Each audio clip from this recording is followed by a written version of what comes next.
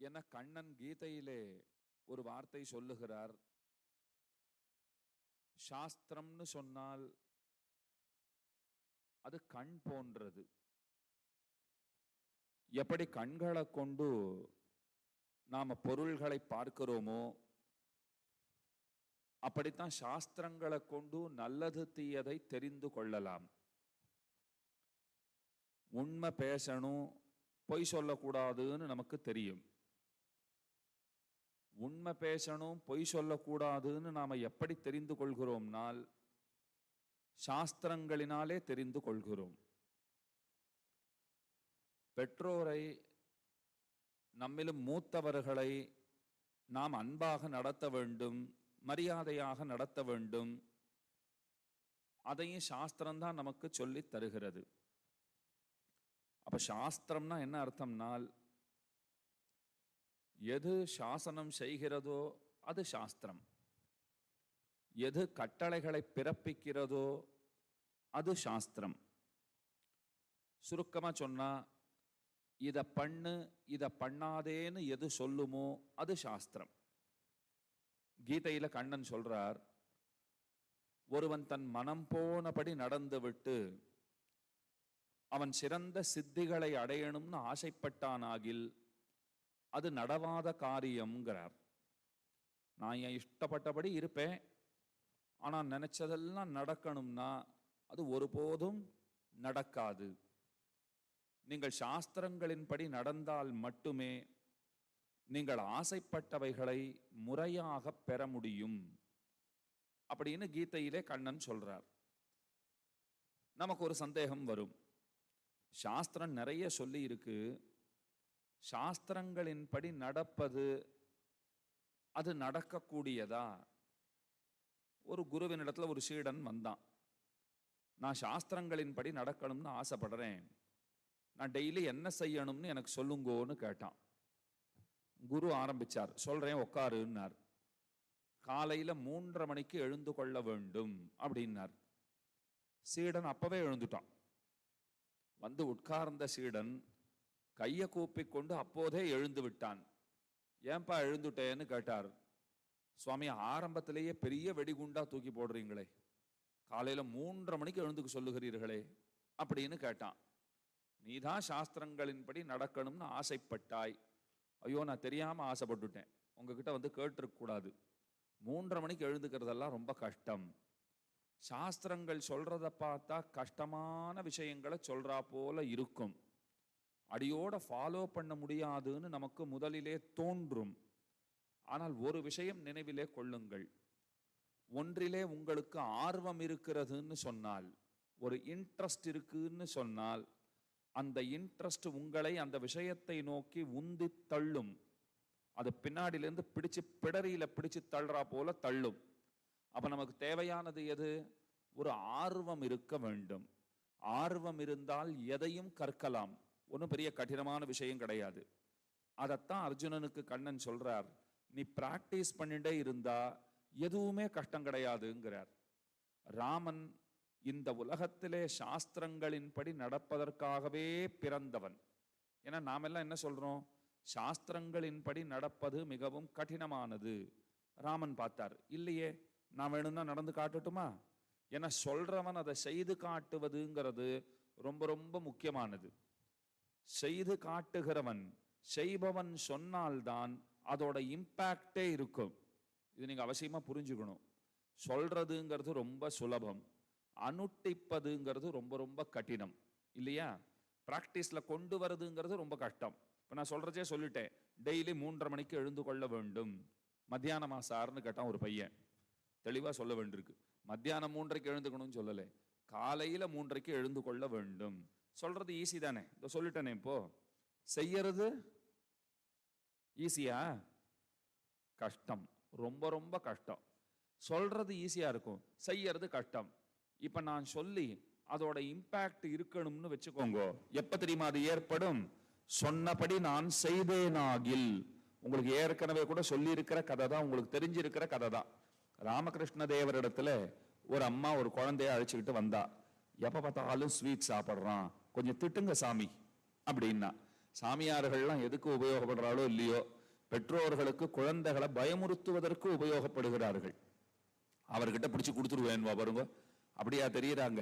சாமியார்களை பார்த்தா ஏதோ பூச்சாண்டி மாதிரியா தெரியுறாங்க. நீ ரொம்ப படுத்தினேன்னு சொன்னா அது ஒருக்கார் சுவாமிஜி அவர்கிட்ட பிடிச்சு கொடுத்துருவேன் அப்படின்னு சொல்லுவார்கள். ராமகிருஷ்ண பரமஹம்சர் சொன்னார், ஒரு 10 நாள் கழிச்சு குழந்தைய அழைச்சிட்டு வாங்கோன்னார். 10 நாள் கழிச்சு ஏன் இப்பயே மிரட்டக்கூடாதான்னா, இல்ல ஒரு 10 நாள் கழிச்சு அழைச்சிட்டு வாங்கோ. வந்த உடனே அவர் சொல்றார், 10 நாள் கழிச்சு, குழந்தாய் அதிகம் இனிப்பு சாப்பிடாதே அப்படின்னார். இது அன்னைக்கே சொல்லியிருக்கலாமே. அவர் சொன்னார், அப்ப நானே சாப்பிட்டுக்கிட்டு இருந்தேன்னார். நான் நிறுத்திட்டு சொன்னாதான் அந்த குழந்தை கேட்கும். நானே ஒரு விஷயத்தை செஞ்சுக்கிட்டு அதை இன்னொருத்தர் இடத்துல நான் திணித்தேன்னு சொன்னேன்னு சொன்னால் அது அந்த குழந்தை ஃபாலோ செய்யாது. முதல்ல நாம நம்மிடத்துல அதை கொண்டு வர வேண்டும். அதெல்லாம் ஒரு விஷயம் சொல்றேன் உங்களுக்கு. இந்த வெளிநாடுகள்ல கடற்கரையில ஒரு விதமான பறவை உண்டாம், சீகல்ஸ்னு பேருன்னு நினைக்கிறேன். அந்த பறவை அணில் மாதிரின்னு வச்சுக்கோங்க. நம்ம பக்கத்துல போனாலே ஓடி போயிடும். ஸ்வபாவத்துல அணில் மாதிரின்னு வச்சுக்கோங்க. பக்கத்துல போனாலே ஓடி போயிடும். ஒரு துறவி போய் அமர்ந்து தியானம் பண்றாருன்னா அவர்கிட்ட வந்து விளையாடுமா. அவர் மடியில, தோல்ல, அவர் உடம்புல எல்லா இடத்துலயும் துள்ளி குதிக்கும். அவரை சுத்தியே இருக்குமா. உங்களை போல ஒரு பையன் தூரக்கே இருந்து அதை பார்த்துக்கிட்டு இருந்தான். அவனுக்கு ரொம்ப நாளா அந்த பறவையில ஒன்னையாவது பிடிச்சுக்கணும்னு ஆசை. ஆனா கிட்ட போனாலே ஓடி போயிடுதே, என்ன செய்வது? அந்த முனிவர் கிட்ட போனான். சாமி, நீங்க போய் உட்கார்ந்தா உங்ககிட்ட அந்த பறவைகள்லாம் வந்து விளையாடுது. ஒரே ஒரு பறவை எனக்கு பிடிச்சு கொடுக்க முடியுமா? நான் அன்பா பார்த்துப்பேன், வீட்டுல கூண்டுல வச்சு பராமரிப்பேன் அப்படின்னுட்டா. சரி, குழந்தை ஆசைப்படுறான், நாளைக்கு பிடிச்சு தரேன்பான்னு சொல்லிட்டு அவர் போயிட்டார். நீங்க சொன்னா நம்ப மாட்டீங்கோ, ஒரு பறவை கூட அவர் பக்கத்துல வரவே இல்லை அன்றைய தினம். அவர் என்ன பறவைகள் கிட்ட சொன்னாரா, உங்களை நான் பிடிச்சு கொண்டு போய் ஒருத்தரை பிடிச்சு கொண்டு போய் ஒரு பையன் கிட்ட கொடுக்க போறேன்னு அவர் சொல்லல. ஏன் பறவைகள் வரவில்லைன்னால், அவர் எண்ணத்தை அதிர்வலைகள் அவருடைய உடலே வெளிப்படுத்துகின்றன. பறவைகள் புரிந்து கொண்டு விட்டன. நேத்து வரைக்கும் வந்தா போல இன்னைக்கு அந்த மனுஷன் இல்லை, இன்னைக்கு வேற ஏதோ திட்டம் வச்சிருக்காங்கிறத அவர் உள்ளத்துல இருக்கிற அந்த எண்ணம் இருக்கே, அந்த எண்ண வலைகளை அவருடைய உடலே பிரதிபலிக்கின்றன. அத பறவைகள் புரிந்து கொண்டு விட்டன. அத போலத்தான் ஒருத்தர் ஒரு விஷயத்தை அனுட்டிக்கும் போது, பிராக்டிஸ்ல கொண்டு வந்திருக்கிற போது அவர் அதை எடுத்து சொல்லுகிறார்னு சொன்னால் அதோட இம்பாக்ட் இருக்கும். அப்பதான் அதை மற்றவர்கள் ஃபாலோ செய்வார்கள். அதனாலதான் பகவான் என்ன பண்ணார், சாஸ்திரங்களை கொடுத்தது யாருன்னால் இறைவன் தான் கொடுத்திருக்கார். அர்த்தும் தமஹா சதசதீச்ச விவேக்து மீஷா மானம் பிரதீபமிவ காருணிகோ ததாத்தின்னு சொல்லுவார்கள். சாஸ்திரம்ங்கிறது எப்படிப்பட்டதுன்னா, ஒரு விளக்க போல. விளக்கு போட்டிருந்தா தானே நமக்கு பொருள்கள் கண்ணிலே படும். சாஸ்திரம்ங்கிற விளக்கு இருந்தா தான் நல்லது கெட்டது தெரியும். அப்ப சாஸ்திரம் இஸ் ஈக்குவல் டு ஒரு லேம்ப், ஒரு விளக்கு. விளக்கு இருந்தால் பொருள்களை நாம் அறியலாம். சாஸ்திரங்களை கொண்டு நல்லது கெட்டதை அறியலாம். அந்த சாஸ்திரங்களை கொடுத்தது யாருன்னா பகவான் தான் கொடுத்திருக்கார். நான் பகவானை பார்த்து என்ன கேள்வி கேட்டேன், நீ பாட்டுக்கு கொடுத்துட்ட, யார் ஃபாலோ பண்றதா? ரொம்ப கஷ்டம், முடியாது. சரி, நானே ஃபாலோ பண்ணி காட்டுறேன். புரியுறதா உங்களுக்கு? ஏன் பிறந்தாருன்னுட்டு நானே சாஸ்திரங்களின்படி நடந்து காட்டுகிறேன்னு சொல்லிட்டு ராமன் பிறந்தான். சீதையோடு விவாகமாயிற்றுன்னு நேற்றைய தினம் கண்டோம். முதல் நாளே சொன்னேன், ராஜா பிள்ளைக்கு முடிசூட்டணும்னு ஆசை கொண்டார். ஊர் மக்களை எல்லாம் கேட்டார், எல்லாம் சரின்னு சொல்லிட்டா. வெறுமனே சரின்னு சொன்னாளா? மக்கள் என்ன சொன்ன ராஜாவை பார்த்து? கிழவனை ஒழிஞ்சு போ, எவ்வளவு நாள் நீயே இருப்ப ராஜாவா, பிள்ளைய கொண்டு வா அப்படின்னு சொன்னார்களா? தடப்புடலா ஏற்பாடுகள்லாம் பண்ணினான் தசரதன். ராமாயணத்திலேயே மிகச்சிறந்த கதாபாத்திரம்னு ஒருவரை சுட்டிக்காட்ட வேண்டும்னு சொன்னால் பரதனுக்குத்தான் அப்பெருமை உண்டு. பரதனை போல ஒரு தம்பி கிடைப்பனா? எப்பேற்பட்டவன்? ராமனுக்காக யாவற்றையும் துறந்தவன், ராமனுக்காக தன்னுடைய சுகங்களை எல்லாம் துறந்தவன். அப்பேற்பட்ட சீரிய செம்மல் பரதனை பத்தி சொல்லணும்னு சொன்னால் கம்பர் ரொம்ப அழகா சொல்லிட்டார். 1000 ராமர்களை ஒரு சேர நிறுத்தினாலும் ஒரு பரதனுக்கு ஈடாக மாட்டார்கள்னு சொன்னார். இதோட சிறப்பா சொல்ல முடியுமா? 1000 ராமர்களை கொண்டு வந்து நிறுத்தினா கூட ஒரு பரதனுக்கு நிகராக அவர்கள் ஆகவே மாட்டார்கள். அத்தனை சிறப்பு பரதனுக்கு. ஆனா தசரதன் மனசிலே பரதனை பத்தி ஏதோ ஒரு பயம் இருந்திருக்கிறதுங்கிறார். இத கம்பர் ரொம்ப அழகா வெளிப்படுத்துகிறார். ராமனுக்கு முடிசூட்டணும்னு மனசிலே தசரதனுக்கு எண்ணம். ஆனா முதல்ல அவன் என்ன தெரியுமா பண்ணினா, ஒரு நாள் பரதனை கூப்பிட்டான். தம்பி இங்க வா அப்படின்னு அழைத்தான். என்னப்பான்னு வந்து அந்த பிள்ளை வந்து நிக்கிறான், பரதன் வந்து நிற்கிறான். கம்பர் பாடுறாரு பாருங்கோ, ஆணையின் நினது மூதாதை ஐய நிற்காணிய விளைவதோர் கருத்தன் ஆதலால் கேணியில் வளை முரல் கேக்கயம் புக பூணியல் மொயம்பினாய் பொதி என்றனன். ரொம்ப அழகா பாடியிருக்கார் கம்பர். தசரதன் ஒரு நாள் பரதா இங்க வான்னு கூப்பிட்டான். பரதன் வந்துட்டான். உங்க தாத்தா அம்மா வழி தாத்தா, அம்மாவினுடைய தகப்பனார் கேக்கைய தேசத்துல இருக்கார். ஒரு மாமா இருக்கார், யுதாஜித்துன்னு பேரு. பரதனுடைய மாமாவுக்கு என்ன பேரு? யுதாஜித் அப்படின்னு பேரு. அந்த யுதாஜித்துக்கு ரொம்ப நாளா உன்னை பார்க்கணும்னு ஆசை. அப்பப்ப கூப்பிட்டுக்கிட்டே இருக்கான், பரதனை அனுப்புங்கோ பரதனை அனுப்புங்கோன்னு கடுதாசி போட்டுக்கிட்டே இருக்கான். வந்துகிட்டே இருக்கு. நான் தான் அனுப்ப முடியல, நீ போ. எப்படி சொன்னா பாருங்க தசரதன். சாதாரணமா வீட்டில இருந்து வெளில கிளம்புறவங்களை நாம என்ன சொல்லி அனுப்பணும்? போயிட்டு வான்னு சொல்லணும் இல்லையா? போயிட்டு வா. அதே போல வெளியில போகிறவர்கள் போயிட்டு வருகிறேன்னு சொல்லிட்டு போகணும். அப்படி சொல்லாதனால இப்ப திரும்பி வரப்போறது இல்லைன்னு கிடையாது இல்லையா? நான் போறேன்னு ஒருத்தர் சொல்லிட்டு போனா திரும்பி வரமாட்டாருன்னு அர்த்தமா? அப்படியும் கிடையாது. போயிட்டு வரேன்னு சொல்லிட்டு போனதுனால கண்டிப்பா வரப்போறாருன்னு அர்த்தமா? அதுவும் கிடையாது. எது நடக்க போறதோ அதுதான் நடக்க போறது. இருந்தாலும் வார்த்தைகளை ரொம்ப கவனமாக கையாள வேண்டும். உங்களுக்கு ஒரு நல்ல விஷயத்தை இப்ப நான் சொல்லித்தரேன். இதை நீங்கள் ஆயுளுக்கும் நினைவிலே கொள்ள வேண்டும். எப்போதும் நல்லனவற்றையே சிந்திக்க வேண்டும், எப்போதும் நல்லனவற்றையே பேச வேண்டும். ஏன் அப்படின்னா நிறைய துர்தேவதைகள்லாம் இருக்குமா, தீய சக்திகளை உடைய தேவதைகள்ல கூட அப்படி உண்டு போல் இருக்கு. அந்த தேவதைகள் என்ன பண்ணிடும் தெரியுமா? அதுகளுக்கு தெரிஞ்சதெல்லாம் ஒரே வேலை தான். நாம என்ன சொன்னாலும் அஸ்து அஸ்து அப்படின்னு சொல்லிட்டே இருக்கும். என்ன சொன்னாலும் அஸ்து. இப்ப நாம நல்லதை நினைச்சு அது அஸ்துன்னு சொல்லித்தனா அது நல்ல தேவதை ஆயிடுறது இல்லையா? நான் ஒரு நல்ல அஸ்துனா அப்படியே நடக்கட்டும்னு அர்த்தம். அஸ்துனா என்ன அர்த்தம்? அப்படியே ஆக கடவது அப்படின்னு அர்த்தம். அப்ப நான் நல்லதை நினைக்கிறேன், அந்த தேவதைகள் அஸ்து அப்படின்னு சொன்னா அவ ஆசீர்வாதம் எனக்கு கிடைச்சு கொடுத்தா அப்படியே நடந்துடும். நான் ஏதாவது கெட்டது நினைச்சேன்னு வச்சுக்கோங்க, அப்பயும் அந்த தேவதைகள் என்ன சொல்லும்? அஸ்து அப்படியே ஆக கடவது. அப்ப அது சாபமாக பரிணமிக்கிறதா? புரியுறதா உங்களுக்கு? நான் நல்லதை நினைச்சு அந்த தேவதைகள் அஸ்து கொட்டினார்கள்னு சொன்னால் அது நல்லதாகிறது.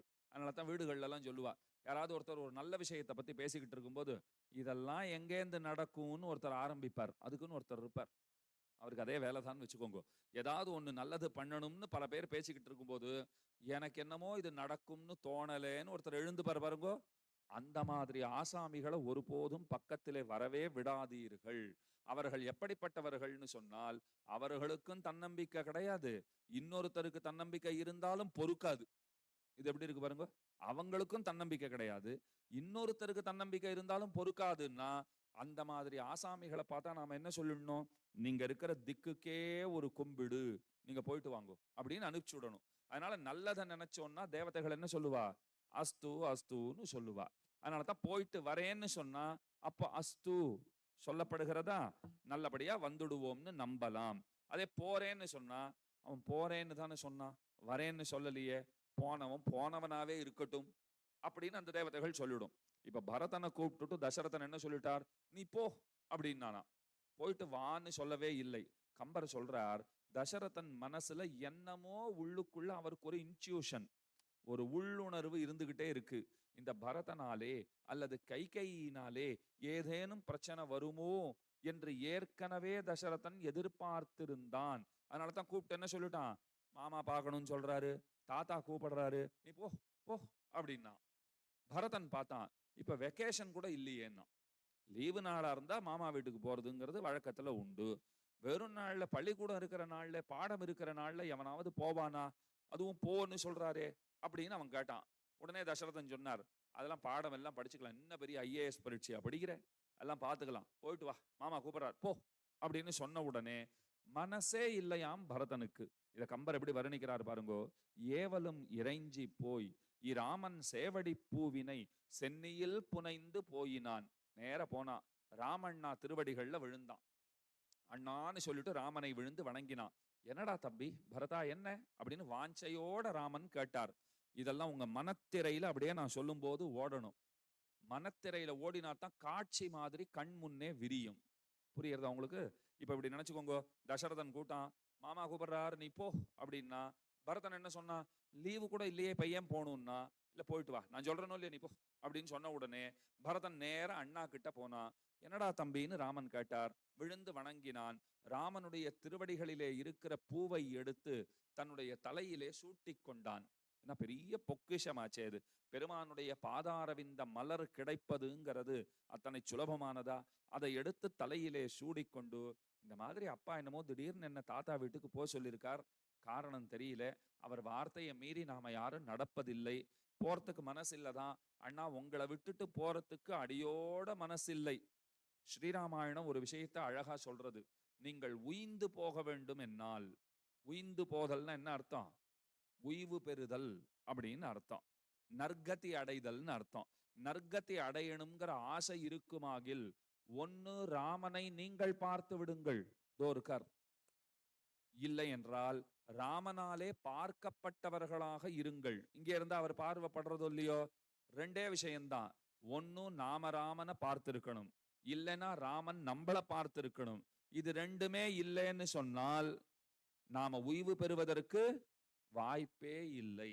அவரால பார்க்கப்பட்டிருத்தல் அல்லது நம்மாலே பார்க்கப்பட்டவராக அவர் இருத்தல், இது ரொம்ப ரொம்ப முக்கியம். அதனால பரதன் போய் சொல்லிட்டு அவன் எப்படி போனாங்கிறத கம்பர் சொல்றாரு பாருங்கோ. ஓவலில் உயிர் பிரிந்து உடல் சென்றென்னவேன்னார். உசுரை விட்டுட்டு உடல் போறா போல போனானா. உசுறு ராமன் தானே. அதனால ராமன் இடத்துல கைய கூப்பிட்டு சுற்றி வலம் வந்துட்டு திரும்ப போகிறான். பரதனை பத்தி உங்களுக்கு புரியறதுக்கு ஒரு விஷயம் சொல்றேன். வாலிய வதம் பண்ணணும்னுட்டு சுக்ரீவன் ராமனிடத்திலே கேட்கிறான். சுக்ரீவனுக்கு வாலி யாரு? அண்ணன். வாலிக்கு சுக்ரீவன் யாரு? தம்பி. சொந்த அண்ணா தம்பி தானே. சுக்ரீவன் ராமன் கிட்ட என்ன தெரியுமா கேட்டான்? உன்னோட சீத்தையை கண்டுபிடிக்கிறதுக்கு நான் ஹெல்ப் பண்றேன், டோன்ட் வரி. நம்ம கிட்ட நிறைய வானரங்கள்லாம் இருக்கா, பெரிய சைன்யம் இருக்கு, சேனை இருக்கு, ஜமாய்ச்சுடலாம், கவலையே படாத.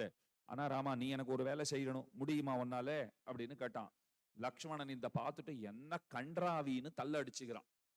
சுக்ரீவனும் ராமனும் சரிசமமா உட்கார்ந்து தோழமை பூண்டார்கள். அதை பார்த்துட்டு லக்ஷ்மணன் ஒரு ஓரமா போனான். ஒரு சுவத்துல போய் ஐயோ ஐயோன்னு முட்டிக்கிறான். இப்படி ஒரு அநியாயம் உண்டான்னா ஏன்னு கேட்டேன். பதில் சொல்றான், லோகநாதா புரா பூத்வா சுக்ரீவம் நாதமிச்சதி. எங்க ராமண்ணா நேத்து வரைக்கும் உலகத்துக்கே தலைவரா இருந்தார். இன்னைக்கு அவருடைய துரதிருஷ்டம் பாருங்க, ஒரு குரங்கு காலை பிடிச்சுக்கிட்டு உட்காந்துருக்கார். என்ன செய்யறது, என்ன காப்பாத்து, என் சீத்தையை காப்பாத்தி கொடுன்னுட்டு ஒரு குரங்கு காலை போய் பிடிச்சிட்டு உட்காந்துருக்காரு. எங்க அண்ணா நிலைமை இப்படி ஆகி போச்சே அப்படின்னுட்டு அவன் வேண்டா வெறுப்பா சுக்ரீவனை பார்த்துக்கிட்டு இருக்கான். அப்ப சுக்ரீவன் என்ன செய்தான்? ராமனிடத்துல உதவி கேட்டான். என்ன உதவி கேட்டான்? உங்ககிட்ட ஒரு ஹெல்ப்னா. லக்ஷ்மணன் கியூரியாசிட்டி, என்ன ஹெல்ப் கேட்க போறான்னு இப்படி பார்த்துக்கிட்டே இருந்தான் பாருங்க. எங்க அண்ணனை கொன்னுட்டு எனக்கு ராஜ்யத்தை வாங்கி கொடு, அதுதான் என் ஆசை அப்படின்னா சுக்ரீவன். தூக்கி வாரி போட்டது லக்ஷ்மணனுக்கு. என்னது, கூட பிறந்த அண்ணனை கொன்னுட்டு ராஜ்யத்தை பிடிக்க தரணுமா? இவன் தம்பி தானா இல்ல வேற ஏதாவதா? லக்ஷ்மணனுக்கு தூக்கி வாரி போட்டது. ராமண்ணா கிட்ட போய் காதுல போய் முணுமுணுக்கிறான். கிசுகிசுத்தல்னு சொல்வாள் இல்லையோ, காதுல போயிட்டு பேசுறான். என்னன்னா அது இப்படி கேக்குறான் அவன்? அண்ணனை கொன்னுட்டு ராஜ்யத்தை வாங்கி கொடுன்னு கேக்குறான். இப்படி கூட அண்ணா தம்பி இருப்பாங்களான்னு அப்படின்னு லக்ஷ்மணன் கேட்டான் பாருங்க. கம்பர் அருமையா ஒரு போடு போடுறார். அப்ப ராமன் சொன்னானா, எந்தையும் யாவும், அதாவது ராமன் அப்போது பேசுகிறான், எத்தாயர் வயிற்றினும் பின் பிறந்தார்கள் எல்லாம். எல்லா அம்மா வயத்திலையும் ஒரு அண்ணனுக்கு பின்னாடி தம்பி பிறந்திருக்கிறான்னு சொன்னால் அந்த தம்பிகள் அனைவரும் ஒத்தால் பரதன் பெரிது உத்தமன் ஆதலுண்டு அப்படின்னு கேட்டானா. புரியுறதா உங்களுக்கு?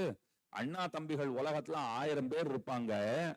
ஒரு தாயார் வயத்துல ஒரு பிள்ளை பிறந்த பிற்பாடு கொஞ்ச காலம் கழித்து இன்னொரு பிள்ளையும் பிறக்க கூடும் இல்லையா? முதல்ல ஒரு குழந்தை அண்ணா பிறந்தான், அப்புறம் ஒரு குழந்தை தம்பி பிறந்தான்னா பிறக்கிறச்சேவே அண்ணா வாயிடுறான். முதல்ல பிறக்கிறவன் எப்ப அவன் அண்ணாவாவா?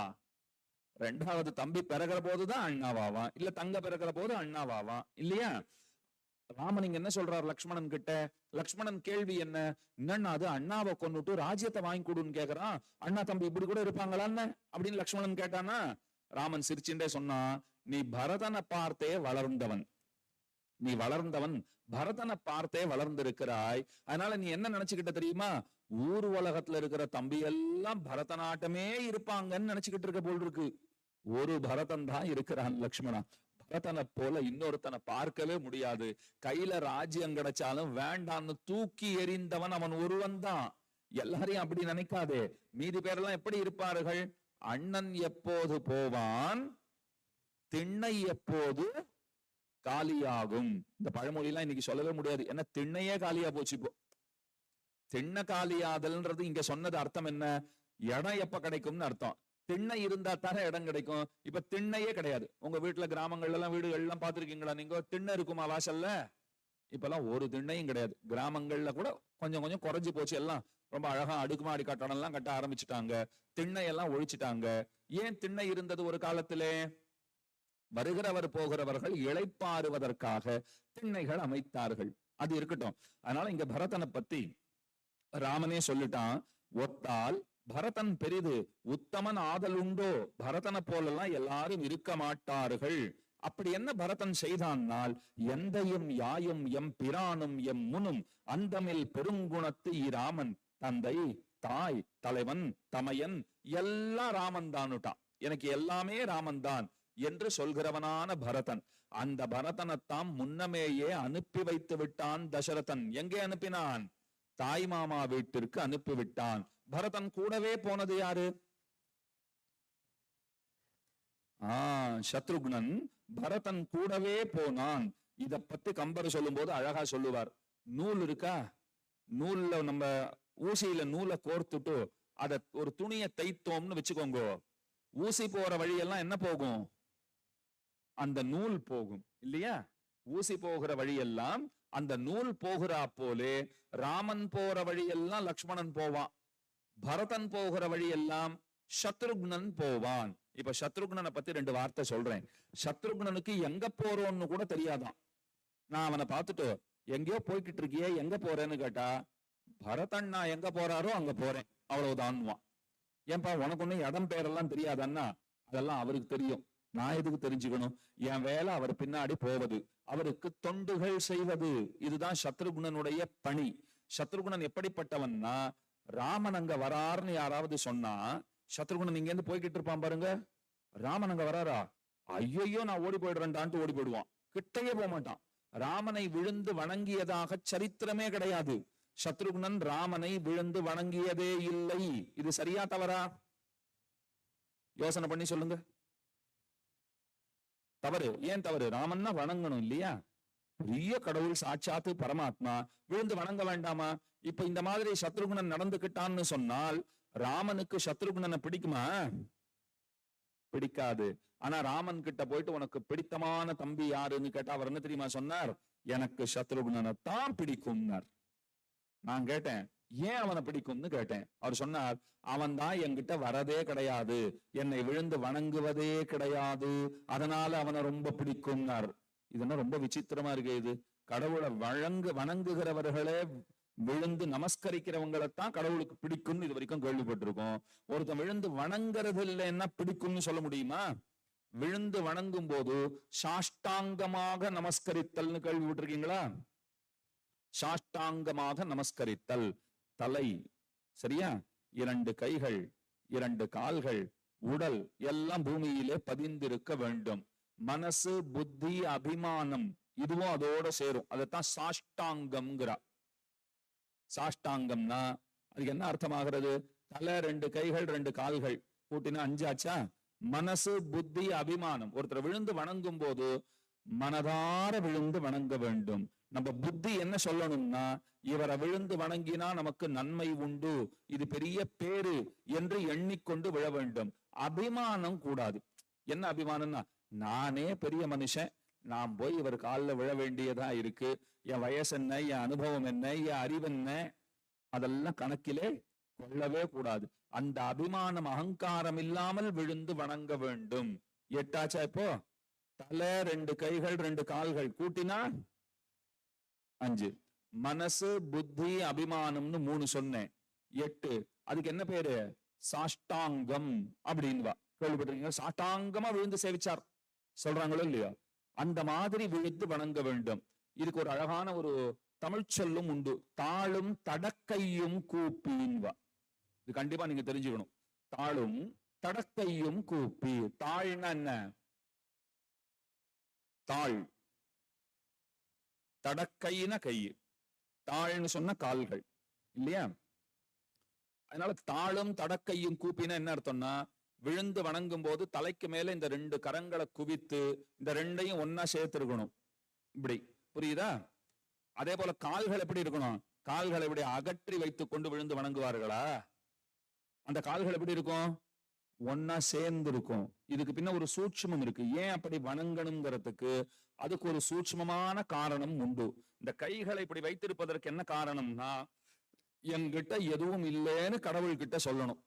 உலகத்திலேயே ஒருத்தரை பார்க்க போகும்போது என்கிட்ட ஒண்ணும் இல்லைன்னு சொல்லி போனால் சந்தோஷப்படுகிற ஒரே ஆசாமி கடவுள் தான். வேற யாருக்காவது பிடிக்குமான்னு பாருங்க.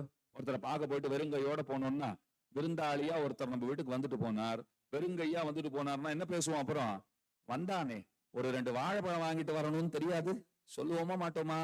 உலகம் அப்படித்தான் பேசும். வீட்டுக்கு ஒருத்தர் வராருன்னு சொன்னா, அவர் வெறுங்கையோட வந்துட்டு போயிட்டாருன்னா, அதுவும் வந்துட்டு அவர் ஒரு காஃபி வேற குடிச்சிட்டு போயிட்டாருன்னா இன்னும் கேட்கவே வேண்டாம். வந்து நன்னா ஒரு டம்ளர் நிறைய காஃபியை சாப்பிட்டு போனானே, வரச்சே 2 ஆப்பிள் பழம் வாங்கிட்டு வரக்கூடாதா? இல்ல 2 சாத்துக்குடியாவது வாங்கிட்டு வந்தா நான் ஜூஸ் போட்டு சாப்பிட மாட்டேன்னா? 2 வாழைப்பழம் வாங்கிட்டு வரக்கூடாதா? அப்படின்னா நாம யாரை பார்த்தாலும் ஏதாவது எதிர்பார்க்கிறோங்கிறது தான் நிஜம். உலகத்தினுடைய இயல்பு இது. என்ன பத்தியோ உங்களை பத்தியோ பேச்சு கிடையாது. பெரும்பான்மை உலகம் எப்படி இருக்கும்? வீட்டுக்கு ஒருத்தன் வந்தான்னா அவன் வெறுங்கையோட வரக்கூடாது. நியாயமா எங்க போனாலும் வெறும் கையோட போகக்கூடாது. அது அவர் தெரிஞ்சுக்கணுமே தவிர நாமளே சொல்ல முடியுமா? என் வீட்டுக்கு வரைச்சே நீ ஏன் வெறுங்கையோட வந்தே அப்படின்னு கேட்க முடியுமா யாரையாவது? வெறுங்கையோட போனா சந்தோஷப்படுற ஒரே ஆள் அவர் மட்டும்தான். ஏன்னா அப்படி கையை கூப்புறோம் பாருங்க. அப்ப நம்ம அவருக்கு என்ன செய்தி சொல்றோம் தெரியுமா? உன்னை அடைவதற்கு என்னிடத்துல எந்த சாதனமும் இல்லை. ஏன்னா எந்த சாதனத்தாலும் உன்னை அடைய முடியாதுன்னு நான் தெரிந்து கொண்டிருக்கிறேன். எனக்கு சாதனமாக இருப்பதே நீதான்.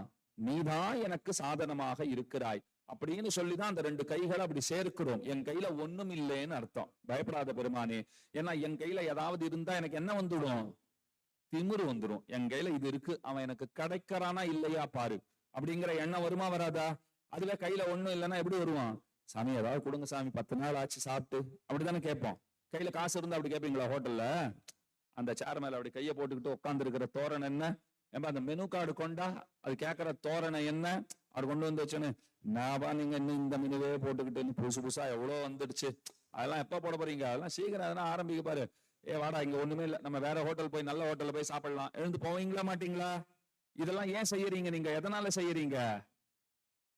கையில இருக்கிறதுனால. அருமையா சொன்னார் பாருங்க, இருக்கிறதுனால அப்படின்ட்டார். கையில காசு இருக்கிறதுனால இதெல்லாம் செய்யறீங்க. காசு இல்லைன்னா நம்ம உடல் மொழி எப்படி இருக்கும்? அந்த பாடி லாங்குவேஜ் எப்படி இருக்கும்? சாமி ஆச்சு சாமி 10 நாள் ஆச்சு, ஏதாவது சாப்பிட கொடுங்க. கை நீட்டுவோமா மாட்டோமா? அப்ப மெனு கார்டு கேட்பீங்களா நீங்க? அதிகாரமா பேசுவீங்களா? சேர்ல உட்காந்துக்கிட்டு அப்படி ஒரு கையை அப்படி லாகவமா போட்டுக்கிட்டு ரொம்ப ஒரு ஸ்டைலா உட்காந்து கேட்பீங்களா? பேசுவீங்களா?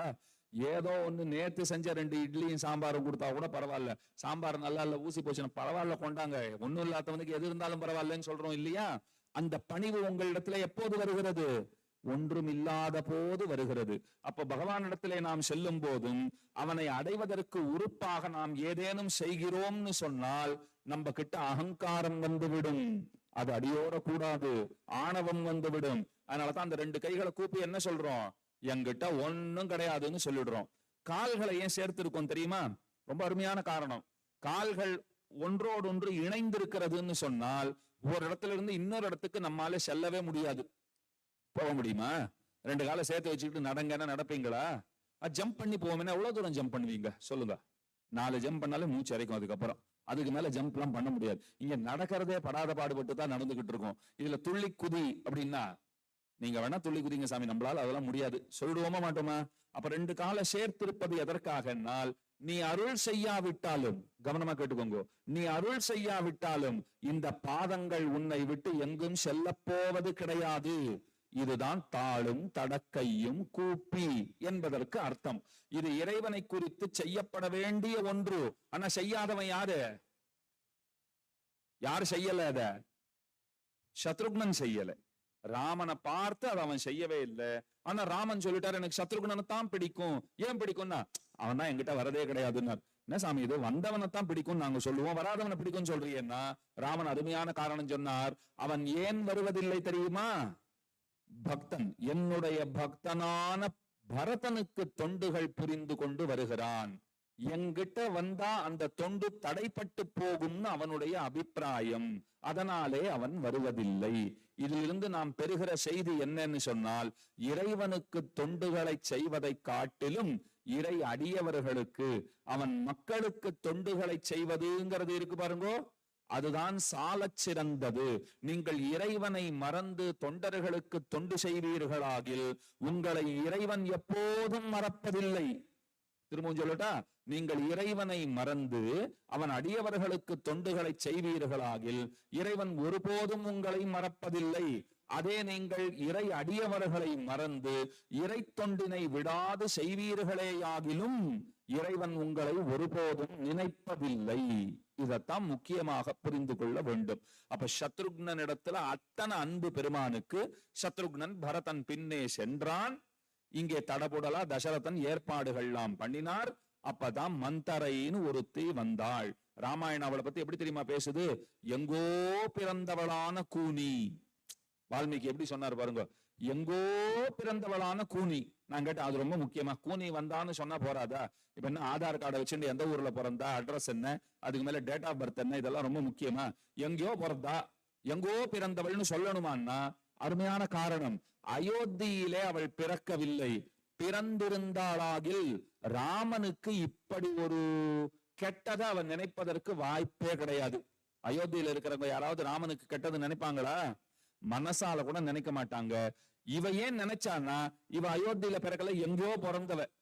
எந்த கேடு கட்ட ஊர்ல பிறந்தாலோ தெரியல. சொல்றாங்களோ, கோபம் வந்துருத்துனா சொல்றோம் இல்லையா, ஊரா அது அப்படின்னு திட்ட ஆரம்பிச்சிருவாங்க. அந்த மாதிரி எங்கேயோ பிறந்துட்டா போல் இருக்கு, கேடு கட்ட இடத்துல இருந்து வந்திருக்கா, அதனாலதான் கேட்டை நினைத்தாள். அவ வந்து பாக்குறா, கையில ஒரு கொம்பு வச்சுக்கிட்டு அந்த ஊரெல்லாம் ராத்திரி வேளையில சுத்தி வரா. எங்க பார்த்தாலும் ஒளி விளக்குகள், எல்லா இடத்துலயும் விளக்கேத்தி வச்சிருக்காங்க. ஊரே ஜெகஜோதியா இருக்கு. தோரணங்கள்லாம் கட்டிருக்காங்க. வாழை மரங்கள் எல்லாம் பல இடங்களிலே கட்டப்பட்டிருக்கிறது. பார்த்தாலே விழாக்கோலம் பூண்டிருக்கிறது ஊர். என்னன்னு தெரியலையே. தசரதனுக்கு 60ஆம் ஆண்டு பூர்த்தி, 80ஆம் ஆண்டு பூர்த்தி எல்லாம் கூட என்னைக்கோ முடிஞ்சு போச்சு. 60,000 வயசு ஆகுது. அதுக்காக ஏதாவது விழா எடுக்கிறாங்களா? யாரோ ஒருத்தர்கிட்ட போய் பொறுமையா கேட்டா, என்ன ஊரெல்லாம் விழா கோலமா இருக்குன்னு கேட்டா பாருங்க. அப்ப ஒருத்தன் சொன்னான், ராமனுக்கு முடிசூட்டு விழா. அவளுக்கு என்ன நினைவுக்கு வந்தது தெரியுமா? என் முதுகுல அடிச்சானே அந்த பயலா, அவனை விடக்கூடாதுன்னு அன்னைக்கே நினைச்சேன். உடனே முடிவு பண்ணிட்டா. நேர யாரிடத்திலே சென்றாள்?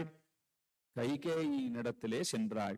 கைகேயி என்பவள் பரதனை தன் பிள்ளையாக கருதியவள் அல்லள். அவகிட்ட உன் பிள்ளைன்னு யாராவது பேசினா, ராமனா அவன் எங்கேயோ போயிருக்கான் அப்படிதான் சொல்லுவான். எப்படி இருக்கு பாருங்க. கைகேயி வயித்துல பிறந்தவனா ராமன்? யார் வயிற்றிலே பிறந்தவன்? கௌசல்யை வயிற்றிலே பிறந்தவன். கைகேயி வயிற்றிலே பிறந்தவன் யாரு? பரதன். அப்ப உன் பிள்ளைன்னு கைகேயி கிட்ட நாம் போய் பேசினா, கைகேயிக்கு யார் நினைவு வரணும்? பரதன் நினைவு தானே வரணும். ஆனா கைகேயி கிட்ட உன் பிள்ளைய நான் அங்க பார்த்தனே அப்படின்னா, ராமன் அங்கேயா இருக்கான், நான் உன் பிள்ளைன்னு சொன்னேன், அப்ப கூட அவளுக்கு நினைவுக்கு வராதான். என் பிள்ளைய பத்தி தான் நான் பேசுறேன்னு வாழ. எப்படி இருந்தா பாருங்க. ஐயோ பாவம். உன் பிள்ளைய நான் கேட்டேன்னா, நான் என் பிள்ளைய பத்தி தான் பேசுறேன், ராமன் தானே. ஐயோ உன் பிள்ளை பரதன். ஆமாமா, அவனும் என் பிள்ளைதான், அது மறந்தே போயிடுது எனக்கு. எப்படி இருந்தவளை எப்படி மாத்திட்டா கூனி இல்ல?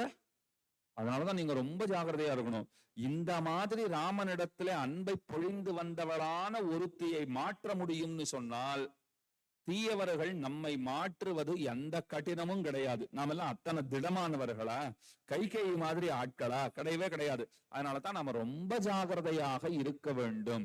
யாருடன் நாம் பழகுகிறோம்ங்கிறது ரொம்ப ரொம்ப முக்கியம்.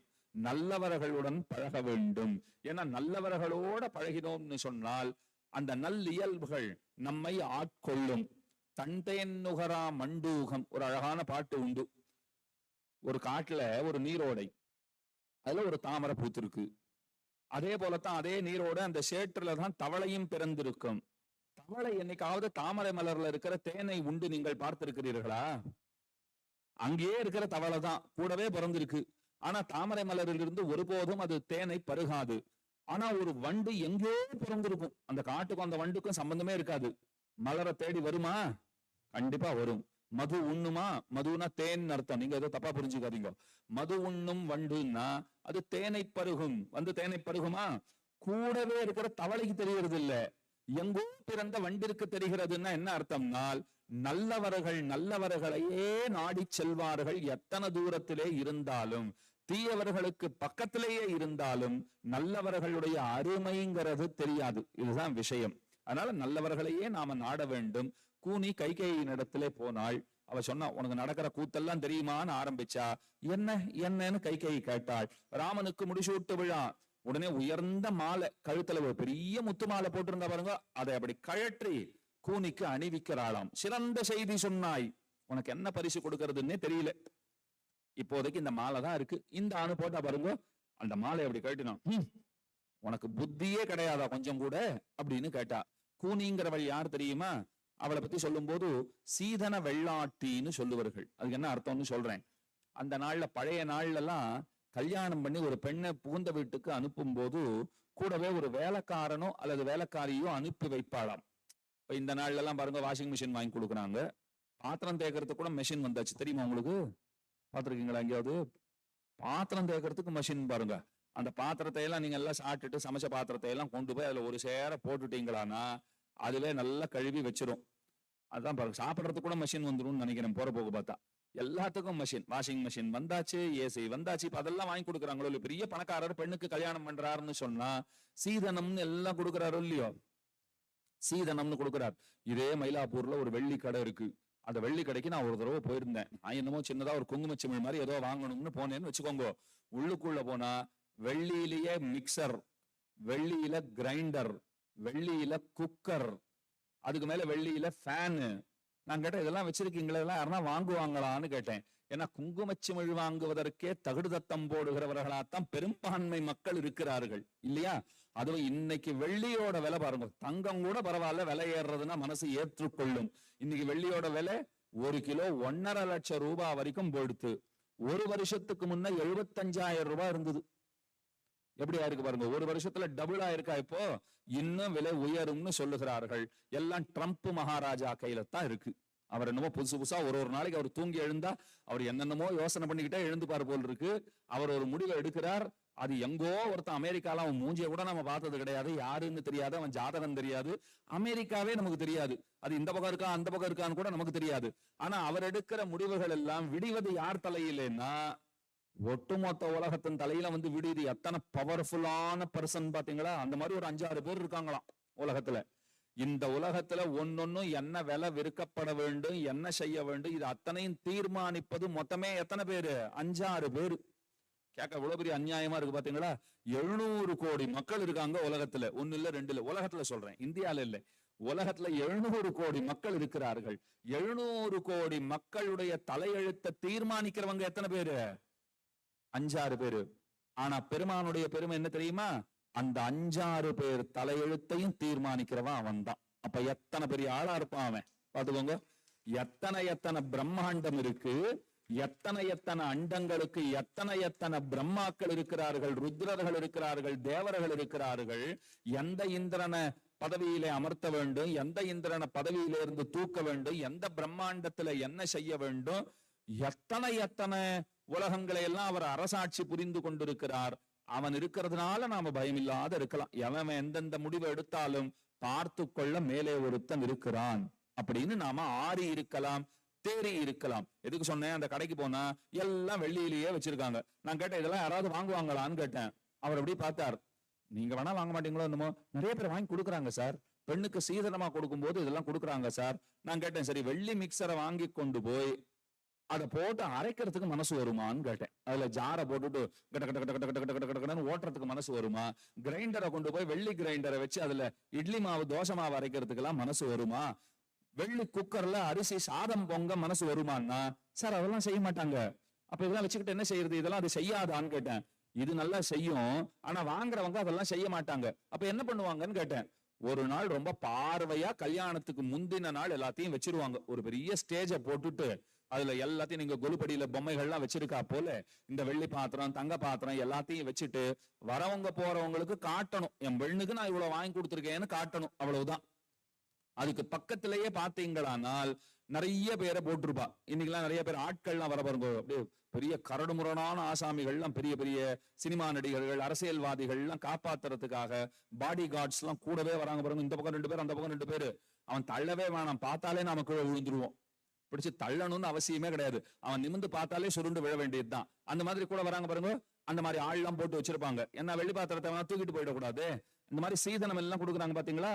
பழைய நாள் வழக்கம் என்னன்னா, இப்ப இன்னொன்னு சொல்றேன், அதெல்லாம் வாங்கி ஒரு நாள் ஷோல வச்சுட்டு உள்ள கொண்டு போய் லாக்கர்லயோ எங்கேயோ வச்சிட போறாங்க, அவ்வளவுதான். உபயோகப்பட போறதே கிடையாது. வெட்டி வீணான ஆடம்பரம். வேற என்ன சொல்றது அத்தை? பழைய நாள் என்ன பண்ணுவாங்கன்னா, ஒரு பெண்ணு புகுந்த வீட்டுக்கு போனா வேலையெல்லாம் செய்யணும், கூடவே ஒரு வேலைக்காரனோ வேலைக்காரியோ அனுப்பிச்சு வச்சிருவாங்க. அங்க போய் வேலையெல்லாம் செய்யறதுக்கு ஒரு வேலைக்காரனுக்கு மாசம் சம்பளத்தை பெண் வீட்டுல இருந்து கொடுத்துருவா. அந்த வேலைக்காரனை அனுப்பிச்சு வச்சுட்டா, ஓ பெரிய இடம் போல் இருக்கு, சம்பந்தி வீடு, வேலைக்காரனை அனுப்பிச்சு வச்சிருக்காங்க அப்படின்னு கொண்டாடி பேசுவார்களாம். அந்த மாதிரி கேக்கைய தேசத்திலிருந்து கைகேயி கூட வந்தவதான் யாரு? அந்த கூனி. ஆனா ஒரு நெருக்கமான தோழி போலத்தான் அவ இருந்திருக்கா. வயசுல பெரியவ, வயசானவள். என்ன வயசுல பெரியவ, அதுக்கேத்த புத்தி இல்ல, மூளை இல்ல, அப்ப சிறியவள்னு தான் சொல்லணும். அவளை இருந்துட்டு போட்டோம், வயசு மட்டும் ஆகி போச்சுன்னு வச்சுக்கோங்க. இப்ப நீங்க கிண்டி பார்க் எல்லாம் போனா அந்த இடத்துல 150 வயசு ஆமை எல்லாம் இருக்கு, 150 வயசு முதலை எல்லாம் வச்சிருக்காங்க. ஐயோ பெரியவருக்கு 150 வயசு ஆகுதுன்னு காலில் விழுவோமா? எல்லார காட்டிலும் இங்க இருக்கிற அத்தனை பேரை காட்டிலும் அதுதான் பெருசு. இன்னும் என்னை விட 3 மடங்கு பெருசு, உங்களை விட 5-6 மடங்கு பெருசுன்னா அதுக்காக போய் காலில் ரொம்ப பெரியவர்னு விழுந்து வணங்கத்தான் முடியுமா? அது ஆசீர்வாதம் தான் பண்ணுமா? அப்ப வயசானதெல்லாம் மதிப்பு மரியாதைக்கெல்லாம் இடம் கிடையாது. அறிவு இருந்தா தான் மதிப்பு. வயசு கழுதை கூட தான் வயசாகுது, நமக்கு கூட தான் வயசாகுது, அதுக்காக மதிச்சிட முடியுமா? இப்ப கூனி என்ன பண்ணிவிட்டா, தப்பு தப்பா வார்த்தைகள்லாம் சொல்ல ஆரம்பித்தா. அவ என்ன சொன்னா, ராமன் ராஜாவாகி விட்டான்னு சொன்னால் உன் நிலைமை யோசிச்சுப்பார், நீயும் பரதனும் அடிமைகளை போலத்தான் இங்கே இருக்க வேண்டும். கௌசல்யா தேவி, கோசலை இருக்கிறாளே கௌசல்யா தேவி, அடியே கைகேயின்னு கூப்பிடுவா, நீ ஓடி போகணும், நாளைக்கு இதுதான் உன்னுடைய நிலைமை. இப்படி எல்லாம் பேசி பேசி பேசி அவளுடைய மனத்தையே மாற்றி விட்டாள். இங்கதான் நம்முடைய ஆச்சாரியர்கள் ரொம்ப அழகான விஷயம் சொல்றா. கைகேயி மனசு எங்க மாறித்து, அவ மனசு மாறணும்னு பகவான் எண்ணினான் மாறியதுன்னா. கடவுள் இருக்காரு, ரொம்ப விசித்திரமானவர். அவரை 10 பேர் கொண்டாடணுங்கிறதுக்காக அவர் யார் பேரை வேணாலும் கெட அடிச்சுடுவார். இது சரியாது? கேட்கும்போது உங்களுக்கு என்ன தோணும், என்ன சாமியை பத்தி இப்படி சொல்லிட்டீங்களேன்னா, தப்பு கிடையாது. அவர் சொத்து, என்ன வேணா செய்யலாம் அவர். புரியுறதா உங்களுக்கு? நாம அவர் சொத்து. இப்ப நீங்க ஒரு பாலை வச்சுக்கிட்டு செவுத்துல ஓங்கி அடிச்சு விளையாடிக்கிட்டே இருந்தா, நான் உங்ககிட்ட வந்துட்டு, தம்பி ஏன் தம்பி இப்படி அடிச்சு விளையாடுறீங்கன்னா நீங்க என்ன சொல்லுவீங்க என்கிட்ட? என் பந்து ஏன் இஷ்டம் சொல்லுவீங்களா மாட்டீங்களா? என் பந்து ஏன் இஷ்டம், உங்க மேல அடிச்சா கேளுங்க சார், என் வீட்டு செவுரு நான் அடிச்சு விளையாடிட்டு இருக்கேன், உங்களுக்கு என்ன போச்சு கேப்பீங்களா மாட்டீங்களா? கண்டிப்பா கேப்பீங்க. அத போலத்தான் பகவான் என்ன சொல்லிடுறார், ஏன் சொத்து நான் விளையாடுறேன். இப்படியும் ஒரு விளையாட்டானா அவருக்கு பிடிச்சிருக்கு. அது ஏன் பிடிச்சிருக்கு, எதுக்காக பிடிச்சிருக்குன்னு நம்ம கேட்க முடியாது. கைகேயி நல்லவளா இருந்தவளை ஒரு காலத்துல அவர் ஏன் கெட்டவரா மாத்திட்டாருன்னா, பெருமான் சொன்னானா, அப்பத்தானே நான் 14 வருஷம் காட்டுக்கு போக முடியும், அப்பத்தானே நான் நல்லவன்னு பேர் எடுக்க முடியும், அப்பத்தானே உலகம் எல்லாம் என்ன கொண்டாடும். ரொம்ப நன்னா இருக்கே, உன்ன உலகம் கொண்டாடணுங்கிறதுக்காக நல்ல மனசோட இருந்த ஒருத்தி இப்படி மாட்டி வச்சுட்டியேனால், அப்படிலாம் தப்பா நினைக்காதீங்கோ. அவள் மனசு மாறினத்தாலத்தான ராமாயணமே கிடைச்சது. ராமாயணம் கிடைச்சதாலத்தானே இப்ப நம்ம பேசிக்கிட்டே இருக்கோம். இல்லைன்னா ராமாயணத்தை பத்தி பேச போறோமா? இப்போ அதத்தான் ராமன் சொல்லுகிறார், எல்லாம் நன்மைக்கே. சிம்பிளா முடிச்சுட்டார். கைகேயி மனம் மாறியது. அவ என்ன பண்ணிட்டா, தசரதனிடத்திலே போயிட்டு, ஒரு காலத்திலே சம்பராசுரன் அப்படிங்கிற ஒரு அசுரனோட சண்டை போட்ட போது, உங்களுக்கு தேரை ஓட்டி கொண்டு நான் தான் வந்தேன். கைகேயி சிறந்த வில் வீராங்கனை, ஒன்னும் சாதாரணமான ஆள் கிடையாது, சிறந்த வீராங்கனை, போர்த்திறன் மிக்கவள். அவள் தசரதனுடன் கூட போய் ரொம்ப அரும்பாடுபட்டு தசரதன் போரிலே வெல்வதற்கு பலவிதமான முயற்சிகளை, பலவிதமான ஒத்தாசைகளை செய்தாள். நான் டிவியில ஒரு சமயம் ஏதோ ராமாயணம் பார்த்துக்கிட்டு இருந்தேன். தசரதனுக்கு கைகேயி ஒத்தாசை பண்றதை, அந்த காட்சிகளை ரொம்ப அருமையா காட்டியிருந்தாங்க. தசரதனுடைய தேர் சக்கரத்துல கடையாணி இருக்கு பாத்தீங்களா, அந்த கடையாணி கழன்று விழுந்து விடுகிறது. அவர் ரொம்ப ஆவேசமா போர் புரிஞ்சுக்கிட்டு இருக்காரு தசரதன். கைகேயி என்ன பண்ணிட்டானா, தன்னுடைய விரல தேர் கடையாணி கொடுக்கிற இடத்துல கொடுத்து, அந்த தேர் ஓடுவதற்கு என்ன வலிக்கும்னு பாத்துக்கோங்க. அது ஒண்ணும் சாதாரணமான காரியம் கிடையாது. தசரதருக்கு அது தெரியவே இல்லை, தேர் கடையாணி கழண்டதே அவருக்கு தெரியல. இருந்தா கடையாணி கழண்டா சக்கரம் விலகி போயிடுமா, தனியா போயிடும். அதுக்கு பதிலா தன்னுடைய விரலை உள்ளுக்குள்ளே கொடுத்து அந்த கடையாணி கழன்று போயிருந்தாலும் தேர் சக்கரம் விலகாதபடிக்கு தேரை காத்து தசரதனை வெற்றி பெற வைத்தாள் கைகேயி என்று அந்த தொடரிலே காட்டப்பட்டது. பார்க்கவே ரொம்ப ஆச்சரியமா இருந்தது, ரொம்ப அருமையா எடுத்திருந்தாங்க. அதை பார்த்துட்டு தான் தசரதர் வந்து சொல்றார், இத்தனை பெரிய காரியம் பண்ணிருக்க, உனக்கு நான் 2 வரங்களை தருகிறேன், என்கிட்ட என்ன வேணும்னாலும் கேட்டு பெற்றுக்கொள். அப்பதான் மனுஷன் வகையா சிக்கினா அவகிட்ட 2 வரம் தரேன்னு சொல்லிட்டாரு பாருங்க. இப்ப வேண்டாம், எப்ப வேணுமோ அப்ப நான் கேட்டுக்கிறேன்னா. அவளே மறந்து போயிட்டா, அவர் வரம் கொடுக்குறேன்னு சொன்னதை அவ மறந்துட்டா, எப்ப வேணுமோ அப்ப கேட்டு பெற்றுக்கிறேன்னு சொன்னதை மறந்துட்டா. மறக்காத இருந்து நினைவூட்டியது யாரு? கூனி. கூனி வந்து நினைவுபடுத்திட்டா, உனக்கு ஞாபகம் இருக்கா 2 வரம் பாரு, புடிச்சுட்டா. என்ன கேட்கணும்னு கேட்டா, ஒரு வரத்தாலே பரதன் நாடாள வேண்டும், இன்னொரு வரத்தாலே 14 ஆண்டுகள் ராமன் வனம் போக வேண்டும். 16 ஆண்டுன்னு சொன்னா ஒரு தலைமுறை தாண்டிய காலம் அது. ஏன் 14 ஆண்டு சொன்னா தெரியுமா? ஒரு நாள் 2 நாள் ஜனங்க அழுவா, 1 வருஷம் 2 வருஷம் அழுவா, 10-12 வருஷம் கூட அழுவா. 14 வருஷம்ங்கிறது ஒரு நீண்ட காலம் அது. ஜனங்களுக்கு அதுக்குள்ள பரதன் ஒரு ஸ்திரமான ராஜாவாக அவன் நிலை பெற்று விடுவான். இதுக்கு பின்னாடி நிறைய மைண்ட் கேம் இருக்கு, நிறைய காரணங்கள் இருக்கு, நல்லா புரிஞ்சுக்கோங்க. ஏன் அப்படி 14 ஆண்டுகள் கேட்டான்னு வச்சுக்கோங்களேன். பரதன் நல்லவன்னு கைகேயிக்கு தெரியும், நிச்சயமாக நல்லாட்சி புரிவான், நல்லாட்சியை மக்களுக்கு தருவான்னு தெரியும். அப்ப 14 ஆண்டுகள் அவன் அரசாண்டான்னு சொன்னால் என்ன ஆகும்? மெல்ல மெல்ல மக்கள் ராமனை மறந்து தங்கள் மனத்தை பரதனிடத்திலே வைத்து விடுவார்கள் அப்படின்னு அவளுடைய அபிப்பிராயம் இருந்தது. நேர போய் தசரதனிடத்திலே சொன்னாள். தசரதன் இதயத்தை பிடித்து கொண்டு கீழே விழுந்தவர் தான். அதுக்கப்புறம் அவர் எழுந்துக்கவே இல்லை. என்ன கேட்டாய், ஏது கேட்டாய், இப்படி கூட கேட்கலாமா? ராமன் உனக்கு இழைத்த தீங்குதான் என்ன அப்படின்னு எல்லாம் சொன்ன பிற்பாடு அவ ஒப்புக்கொள்ளவே மாட்டேன் என்று சொல்லிவிட்டாள். நாளைக்கு முடிசூட்டு விழான்னு ராமன் பாவம் இன்றைக்கு செய்ய வேண்டிய சடங்குகளை எல்லாம் சரிவரச் செய்து விட்டு காத்திருக்கிறான். இப்ப ராமனை அழைத்து சொல்ல வேண்டும். என்ன சொல்லணும்? நீ காட்டுக்கு போகணும்னு சொல்லணும் இல்லையா? தசரதன் சொல்றார், என் வாயை திறந்து எனக்கெல்லாம் அதை சொல்ல முடியாதுமா, நான் தளர்ந்து போயிட்டேன், என் வாயை வச்சுட்டு நான் ராமனவாது ராமா நீ காட்டுக்கு போன்னு என்னால சொல்ல முடியாது, நீயே என்னமோ பண்ணிக்கொள் அப்படின்னு அவர் சொல்லிட்டார். ஏன்னா கொடுத்த வாக்கு, அந்த வாக்கை காப்பதற்காக தவியாய் தவித்தான். ராமனையும் விட முடியல, கொடுத்த வாக்கையும் விட முடியல. தசரதன் தவியாய் தவித்தான். ராமன் அழைத்து வரப்பட்டான். என்னன்னு வந்து கேட்டார். கைகேயி சொல்றா, உங்க அப்பா சொல்றார். எப்படி ஆரம்பிச்சா பாருங்க, நான் சொல்றேன்னு சொல்லல, உங்க அப்பா சொல்றார் நீ 14 ஆண்டுகள் காட்டுக்கு போக வேண்டுமாம். உங்க அப்பா சொல்றார் பரதன் நாடாள வேண்டுமாம். ராமன் புரிந்து கொண்டான், என் தந்தை ஒருபோதும் என்னை பார்த்து அங்கனம் பேசவே மாட்டான். என்னிடத்துல அவருக்கு எத்தனை அன்பு நான் பார்க்காததா? என்னை உச்சி மோந்து அவர் முத்தமிடாத நாளே கிடையாது. நான் இந்த பக்கம் அந்த பக்கம் கண்மரவா போனா கூட ராமான்னு உடனே ஒரு குரல் கொடுப்பார். நான் ஓடி போய் நிற்பேன். என்னை ஏற இறங்க அவர் வாஞ்சையோட பார்க்கிற பார்வை இருக்கிறதே, அந்த பார்வை, அந்த அன்பு விழிகள் பேசின பேச்சு, அது அறியாதவனா நான்? என்ன போய் அவர் காட்டுக்கு போன்னு சொல்லுவாரா? இது நிச்சயமா உன்னோட திட்டம் தான் எனக்கு தெரியும். ராமன் என்ன நினைச்சிருந்தார்? உன்னோட திட்டம் தான் எனக்கு தெரியும். அப்ப கைகேயை பார்த்து சொன்னாராம், இத நிச்சயமா எங்க அப்பா சொல்லிருக்க மாட்டார், அதை பத்தி கவலை இல்ல, நீங்க சொன்னதுதான் என் கவலையெல்லாம். என்ன தெரியுமா? நான் இன்னமும் உங்கள் நம்பிக்கையை, அன்பை சம்பாதிக்கவில்லை என்பதுதான் என்னை நிச்சயமாக உறுத்துகிறதுன்னா. என்ன கைகேயி ஏன் அப்பா சொன்னான்னு சொன்னா? அப்பா சொன்னார் உன்னை காட்டுக்கு போன, அப்பா சொன்னார். அப்படி ஏன் சொன்னா? அப்படி சொன்னாதான் ராமன் கேட்பான் அவள் நினைத்திருந்தாள். ராமன் என்ன சொல்றார்? நான் சொல்றேன் நீ காட்டுக்கு போடான்னு நீ சொன்னாலே நான் போவேன், நீ எதுக்கு அப்பாவை இழுக்கிறப்போ? ராமனுக்கு வருத்தம் என்னன்னா, அப்ப என் பேர்ல உங்களுக்கு இன்னும் நம்பிக்கையே வரலையா? அந்த நம்பிக்கையை கூட உங்களிடத்துல நான் இன்னமும் சம்பாதிக்கலையா? எனக்கு அதுதான் கவலையா இருக்கு. கைகேயி என்ன சொல்லி இருக்கணும் ராமனை கூட்டு? ராமா, நான் ஒரு முடிவு எடுத்திருக்கேன், நீ 14 ஆண்டுகள் வனம் போன்னு சொல்லி இருந்தாள்னு வச்சுக்கோங்களேன், அதை விட ராமனுக்கு ஆனந்தம் இன்னொன்னு கிடையாது. அந்த அம்மா என்ன கூட்டு எப்படி சொன்னா தெரியுமா? இந்த மாதிரி யாராவது இருப்பாங்களான்னு பாருங்க, நம்ம இருப்போமா? அப்படி கூட்டு வனம் போ சொன்னா, என்ன காட்டுக்கு போ சொன்னா அப்படின்னு பெருமை பொங்க சொல்லுவீங்களா? சினிமா போக சொன்னா சந்தோஷமா சொல்லுவீங்க. படிக்க சொன்னாலே அழுக வருது குழந்தைகளுக்கு.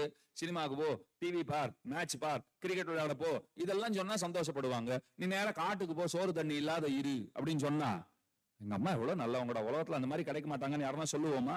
ராமன் மட்டும்தான் சொல்லுவான். ராமனுடைய கவலை என்னன்னா, கைகேயி கிட்ட சொல்றான், நான் சொல்றேன் நீ காட்டுக்கு போன்னு நீ சொல்லியிருந்தா ரொம்ப சந்தோஷப்பட்டிருப்பனே, நீ எதுக்கு அப்பா சொன்னாதான் நான் கேட்பேன், நீ சொன்னா கேட்க மாட்டேன் என்று என்னை பற்றி நினைத்து கொண்டிருக்கிறாயே, எனக்கு காடு போவதெல்லாம் வருத்தமே கிடையாது. என்னை பத்தி நீ இப்படி நினைச்சுக்கிட்டு இருக்கியே, என்கிட்ட நம்பிக்கை இல்லாத இருக்கியே, அதுதான் என்னை சுடுகிறது அப்படின்னு சொல்லிட்டு தந்தை தாயை வணங்கி விட்டு நேர தன்னுடைய தாயார் கௌசல்யினிடத்திலே போனான். எத்தனை அமைதியானவன் ராமன் பாருங்கள். எது நடக்கிறதோ அதை ஏற்றுக்கொள்கிற மனப்பக்குவம், இது ரொம்ப ரொம்ப முக்கியமானது. எது வருகிறதோ அதை ஏற்றுக்கொள்கிற மனப்பக்குவம். காசியில ஒருத்தர் கங்கையில குளிக்கிறதுக்காக போனார். ரொம்ப சுவையான கதை. கங்கையில நல்லா குளிச்சுட்டு படியேறி வரார். வந்தவரை கரையில ஒருத்தன் உட்கார்ந்துகிட்டு இருந்தான். எவனோ ஒருத்தன் ஏதோ போக்கிரித்தனம் பண்றவன் உட்கார்ந்து கொண்டிருந்தான். குளிச்சுட்டு வரவர் மேல எச்சில் உமிழ்ந்தான். காரி துப்பினான். சில பேர் சாலையில போறச்ச கூட பாருங்க அப்படின்னு அப்பவே நமக்கு பயமா இருக்கும். ரொம்ப ஜாக்கிரதையா போகணும். இந்த பக்கம் துப்புவாரா, அந்த பக்கம் துப்புவாரா, வழியிலேயே துப்புறது, சாலையிலேயே துப்புறது எத்தனை பேர் இன்றைக்கும் செய்கிறார்கள். எனக்கு அவர்கள்லாம் பார்த்தா என்ன தோன்றதுன்னா, கொரோனான்னு ஒண்ணு பெரிய அரக்கன் மூஞ்சி காண்பிச்சுட்டு போயிருக்கான், பக்கத்துல வந்து சௌக்கியமான்னு கேட்டு போயிருக்கான் நம்மளெல்லாம். அப்படி கூட இன்னமும் அப்படியே இருக்கிறார்களே. அது சைக்கிள்ல போறச்சே பின்னாடி எவன் வரான்னு பாக்குறது கிடையாது, ஸ்கூட்டர்ல போச்சே பாக்குறது கிடையாது, நடுச்சாலையிலே. அதனால யாராவது ஒருத்தர் இந்த கர்ன்னு ஒரு சத்தம் கொடுக்குறாங்க பாருங்க, ஜாக்கிரதையா இருந்துக்கோங்க, கிட்டக்கையே போக கூடாதுன்னு அர்த்தம். இவன் என்ன பண்ண, அந்த குளிச்சுட்டு வரவர் பேர்ல அந்த கர்ன்னு சப்தித்து கொண்டு எச்சிலை அவர் மேலே உமிழ்ந்தான். கோபம் வருமா வராதா? நமக்கு வரும். அவருக்கு கோபம் வரல. அவர் திரும்ப படியிறங்கி கீழே போனார். திரும்பவும் நன்னா முழுகி குளித்தார். திரும்ப மேல வரார். திரும்பவும் கர்ன்னு சப்தம். திரும்பவும் துப்பறான். திரும்பவும் போனார். திரும்ப வரார். கர்ன்னு சப்தம். திரும்ப துப்பறான். திரும்ப போனார். குளித்தார். வருகிறார். 100 தடவை நடந்து போச்சு. அவர் கோபிக்கவே இல்லை. இவன் பார்த்தான், இதுக்கு மேல துப்புறதுக்கு என்கிட்ட எச்சல் இல்லை, நான் களைச்சு போயிட்டேன். அவர் களைக்காத குளிச்சுட்டு வரார். ஆனா அந்த பெரியவர் பேர்ல அப்பத்தான் அவனுக்கு மதிப்பே வந்தது. என்னடாது இத்தனை அவமானப்படுத்துகிறோம், அவர் அவமானப்படவே இல்லையே. நான் இப்ப சொன்னதுக்கு பின்ன ஒரு பெரிய மர்மம் இருக்கு. உங்களை உங்கள் அனுமதி இன்றி யாராலும் அவமானப்படுத்த முடியாது. நன்னா தெரிஞ்சுக்கோங்க. நீங்கள் அனுமதிக்காமல் உங்களை யாரும் அவமதிக்க முடியாது. நீங்கள் அவமரியாதையாக கருதினால்தான் அது அவமரியாதை. நீங்க அப்ப என்ன தெரியுமா நினைச்சுக்கணும், இந்த உடல் எப்படியுமே நிலையற்றது. ஒரு நாள் கீழே விழத்தான் போறது. கீழே விழுந்தா தூக்க 4 பேர் வரத்தான் போறாங்க இல்லையா? உடல் ஒரு நாள் கீழே விழத்தான் போறது. கீழே விழுந்தா 4 பேர் வரத்தான் போகிறார்கள். நான் ஒரு கட்டுரையில எழுதியிருந்தேன், கீழே விழுந்தா 4 பேர் தூக்க வராங்களே, அந்த 4 பேர் இவன் வாழும் போதே தூக்கிவிட வந்திருந்தார்களாகில் இவன் வாழ்ந்திருப்பானே. விழுந்த அப்புறம் தூக்குறதுக்கு வராங்க, எப்படி இருக்கு பாருங்க. ஒருத்தன் இறந்து கீழே விழுந்தான்னா 4 பேர் தூக்குறதுக்கு வராங்களா? அதே அந்த மனிதர்கள் இவன் வாழ்க்கையில கஷ்டப்படும் போது தூக்கிவிட வந்திருந்தார்களாகில், உதவி செய்து இவனை தூக்கிவிட வந்திருந்தார்களாகில் இவன் வாழ்ந்திருப்பானே. ஆனா உலகத்தோட இயல்பு என்னன்னா, செத்தாத்தான் தூக்க வருவேங்கிறான். வாழும்போது தூக்கி விட ஒருத்தர் வரது கிடையாது. அப்படி நிலைமை இருக்கும் இல்லையோ? இவர் என்ன பண்ணார், திரும்ப திரும்ப வந்துட்டே இருந்தார். அவன் பார்த்தான், நம்ம காரி உமிழ்ந்தாலும் துப்பினாலும் பொறுமை காக்கிறார். பெரிய சாமியாரா இருப்பார் போல் இருக்கு. நாம தான் தப்பு பண்ணிட்டோம், இப்பதான் உரைக்குது. 100 தடவை துப்பின அப்புறம் தான் நாம தப்பு பண்ணிட்டோம்னு அவனுக்கு புரிஞ்சுது. அவன் கையை கூப்பிட்டு கேட்டான், சாமி தப்பா எடுத்துக்காதீங்க, ஏதோ தெரியாதனமா செஞ்சிட்டேன், ஆனா உங்க பொறுமை என்னை பிரமிக்க வைக்குது, நீங்க கோபமே படலையே. அவர் சொன்னார், நான் எதுக்கு கோபப்படணும்னார். எதுக்கு கோபப்படணுமா? உங்க பேர்ல நான் காரி உமிழ்ஞ்சிருக்கேன், 100 தடவை எச்ச துப்பி இருக்கேன், கோபமே வரலையேன்னா. அவர் ஒரு போடு போட்டார் பாருங்க, உன்னால ஒரு தடவை கங்கைக்கு குளிக்கணும்னு வந்தவன் 100 தடவை குளிச்சேன், நான் தான் உனக்கு நன்றி சொல்லணும்னார். நான் ஒரு தடவை குளிச்சுட்டு போகணும்னு வந்தேன், உன்னால எத்தனை தடவை குளிச்சிருக்கேன்? 100 தடவை குளிச்சிருக்கேன், நான் தான் நன்றி சொல்லணும். அப்பா அம்மா ஒரு வார்த்தை சொன்னா, சாமி நான் ஒன்னும் சும்மா ஒன்னும் உங்க மேல துப்பல, இந்த ஊர்ல உங்களை போல இன்னொருத்தர் இருக்காரே, அவருக்கு உங்களை கண்டாலே பிடிக்காது. அவர் தான் என்கிட்ட என்ன தெரியுமா சொன்னார், டே அந்த ஆள் என்னமோ பெரிய மனுஷன்னு பேரெல்லாம் வாங்கி வச்சிருக்காண்டா, அதை எப்படியாவது கெடுக்கணும், என்ன செய்யலாம் அப்படின்ட்டு என்ன கூப்பிட்டுட்டு, உனக்கு நான் 100 ரூபாய் தரேன், நீ அந்த ஆள் மேல துப்பிக்கிட்டே இரு, அவனுக்கு கோபம் வந்து உன்னோட கட்டி புரண்டு மணலிலே சண்டை போடுவான். எப்படி? கட்டி புரண்டு மணலிலே சண்டை போடுவான். பாக்குறவங்க எல்லாம் என்ன சொல்லுவான், ஐயோ பெரிய சாமியார்னு நினைச்சோம், எவனோ ஒரு போக்கிரியோட சண்டை போட்டுக்கிட்டு இருக்கான் சொல்லுவாங்களா மாட்டாங்களா? அவர் பேரு கெடுமா கெடாதா? அந்த மாதிரி நீ பண்ணுன்னு என்ன அனுப்பிச்சாங்க, ஆனா காசு இன்னும் கொடுக்கல, வேலை செஞ்சாதான் காசு, இது நடந்து முடிஞ்சாதான் காசு. உங்களுக்கு கோபம் வந்து என்னோட நீங்க கட்டி புரண்டு சண்டை போட்டு இருந்தா எனக்கு 100 ரூபாய் தரதான் ஒருத்தர் சொல்லியிருக்கார்.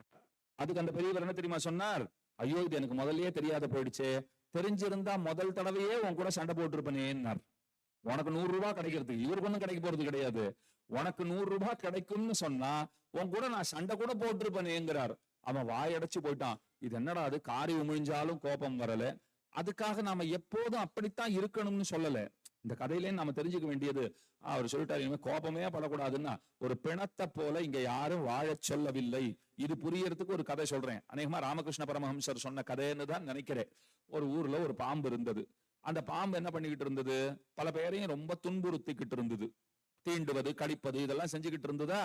ஒரு முனிவர் வந்து சொன்னார், இந்த மாதிரிலாம் செய்யாதே, பாப்பம் இல்லையா, அதனாலதான் இந்த பிறவி, பாம்பு பிறவி உனக்கு கிடைச்சிருக்கு, இன்னும் வருகிற பிறவிகள்லாம் என்ன மோசமா இருக்குமோ தெரியாது, நீ யாரையும் ஒன்றும் செய்யாதே. இந்த முனிவர் சொன்ன உடனே சரின்னு பட்டது பாம்புக்கு. நான் யாரையும் கடிக்க மாட்டேன் அப்படின்னு முடிவெடுத்து விட்டது. அமைதியா இருக்கு. வரவன் போறவெல்லாம் பார்த்தான், இது அமைதியா இருக்குங்கிறத புரிஞ்சுக்கிட்ட உடனே அவன் கல் எடுத்து அடிக்கிறான், கொம்பால் அடிக்கிறான், உடம்பு முழுக்க காயம். ஐயோ பாவம், அந்த பாம்பு சத்தியத்திற்கு கட்டுப்பட்டு அந்த முனிவருக்கு கொடுத்த வாக்கை காப்பதற்காக யாரையும் தீண்டுவதில்லை, அப்படியே இருந்தது. கொஞ்ச நாள் கழிச்சு முனிவர் அந்த வழியா வந்தார். பாம்பை பார்த்தார். ரொம்ப நஞ்சு போய், உடல் மெலிந்து போய், இருக்கா இல்லையா, உசுர் இருக்கா இல்லையான்னு தெரியாத அளவுக்கு வாடி போயிருந்தது நாகம். அவர் கேட்டார், ஏன் இப்படி ஆயிட்டேன்னு கேட்டார். சாமி, எல்லாம் உங்களால் தான் சாமி, நீங்க கொடுத்த வரம் தான் அப்படின்னு சொல்லிச்சு. என்ன, அதான் யாரையும் கடிக்காதுன்னு சொல்லிட்டீங்களோ இல்லையோ, ஊர்ல எல்லாம் தெரிஞ்சுக்கிட்டான், நான் யாரையும் எதுவும் செய்ய மாட்டேன்னு தெரிஞ்சுக்கிட்டான். ஒரு பைய சும்மா போக மாட்டேங்கிறானே, நாயை கண்டா கல் எடுக்கிற மாதிரி என்ன கண்டா கல் எடுக்கிறான். என்னை பார்த்து பயந்துகிட்டு இருந்தவன்லாம் இப்ப பயப்படுறதே இல்லை. அதனால இப்படி ஆகி போயிட்டேன். அப்ப அவர் வார்த்தை சொன்னார், உன்னை நான் தீண்ட வேண்டாம், கடிக்க வேண்டாம் தான் சொன்னேனே தவிர படம் எடுத்து சீர வேண்டான்னு நான் சொல்லவே இல்லைன்னார். புரியுறதா உங்களுக்கு? யாராவது கல் எடுத்தான்னா நீ சீரு, அதுவே போறான், ஓடி போயிட போறான். உன்னை கடிக்க வேண்டாம் தான் சொன்னேனே தவிர உன்னை தற்காத்து கொள்ள வேண்டாம் என்று நான் சொல்லவே இல்லைன்னார். அதனால அறச்சீற்றம்ங்கிறதும் ரொம்ப ரொம்ப முக்கியம்தான். மாவீரன் நெப்போலியன் சொல்லியிருக்கிற வார்த்தை இருக்கு பாருங்க, தப்பு நடக்கிறது தப்புன்னு சொன்னால் அந்த தப்பை பார்த்திருந்தும் வாய் பேசாதிருப்பது பெரிய தப்புன்னார். தப்பு நடக்கிறதுனா அது தப்பு, அது நமக்கு என்ன வந்ததுன்னு இருந்தோம்னு வச்சுக்கோங்க, அதுவும் நிச்சயமாக கண்டிக்கப்பட வேண்டியதுதான், அதுவும் வன்மையாக கண்டிக்கப்பட வேண்டியதுதான், அதுவும் பெரிய தப்புதான்னு சொல்றார். ஆனால் ராமன் யாரை எதிர்த்து இப்ப பேசக்கூடும்? தசரதனை எதிர்த்து பேசலாம், அப்பா அம்மாவெல்லாம் எதிர்த்து பேச முடியுமா? அதுக்காக தாய் தந்தையர் ஒரு முடிவெடுத்தார்கள்னு சொன்னால் அது சரியாகத்தான் இருக்கும் என்று முடிவெடுத்திருந்தான். அதனால இப்ப இந்த கதைகள்ல பார்த்தா போல அத்தனை பொறுமை காத்தான் ராமன், பொறுமையாக இருந்தான். நேர தன்னுடைய தாயார் கௌசல்யா தேவி கிட்ட போனான். இப்ப அம்மா கிட்ட 2 விஷயம் சொல்லி ஆனும். தான் காட்டுக்கு போறேன்னு சொல்லணும், பரதன் நாடாள போகிறான்னு சொல்ல வேண்டும். இதுல எதை முதல்ல சொன்னா சரியா இருக்கும்னு நினைச்சுட்டான். ஏன்னா திடீர்னு இந்த மாதிரி அதிர்ச்சி செய்தி எல்லாம் கேட்டா எந்த தாய் தந்தைக்கும் மார்வலி வந்துரும். வருமா வராதா? ஐயோ பையன் காட்டுக்கு போறானா அப்படின்னு ஒரு வலி வந்துருமா வந்துடாதா? அதனால ராமன் பார்த்தா, முதல்ல கௌசல்யா தேவிக்கு பரதன் நாடாள போகிறான்னு சொல்லுவோம் அப்படின்னு சொல்லிட்டு, அம்மா ஒரு விஷயம் சொல்ல வந்திருக்கேன். அப்பாவுக்கு திடீர்னு என்னமோ ஒரு மனமாற்றம் ஏற்பட்டிருக்கு. எனக்கு தான் பட்டம் சூட்டுவதாக முடிவெடுத்து எல்லாம் நிகழ்ச்சிகள்லாம் ஏற்பாடு பண்ணி தடப்படலாம் நடந்துகிட்டு தான் இருக்கு. ராத்திரி யோசிச்சிருப்பாரு போல் இருக்கு. எனக்கு பதிலா பரதன் நாடாண்டால் அது நன்றாக இருக்கும் என்று அவர் கருதுகிறார். அவருடைய எண்ணம் அப்படி இருக்கிறது.